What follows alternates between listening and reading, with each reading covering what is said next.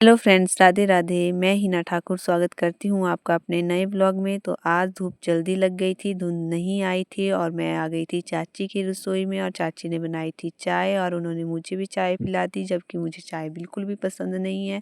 फिर मैं चली गई थी पक्षियों को दाना डालने के लिए। रोज़ की तरह आज भी पक्षी आ गए थे यहाँ पर दाना खाने के लिए और मेरे को बड़ी खुशी होती है जब भी ये पक्षी यहाँ पर दाना खाने के लिए आते हैं।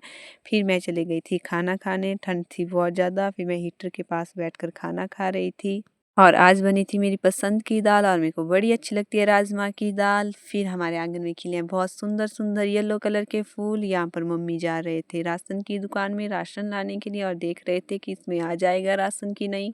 दिन के टाइम हम सब बैठे थे आंगन में और यहाँ पर पापा ने पकड़ा था आर्या को और आर्या रो रही थी क्योंकि इसे बैठना पसंद नहीं है। और आर्या को रोता देख पारुल आ गई थी अपनी बहन को ले जाने के लिए और अब आर्या खुश हो गई थी क्योंकि अपनी बहन की गोद में आ गई थी। और यहाँ पर मैं बना रही हूँ अपने लिए गर्म जुराबे, जब बन जाएंगी तो मैं आपको भी बताऊंगी।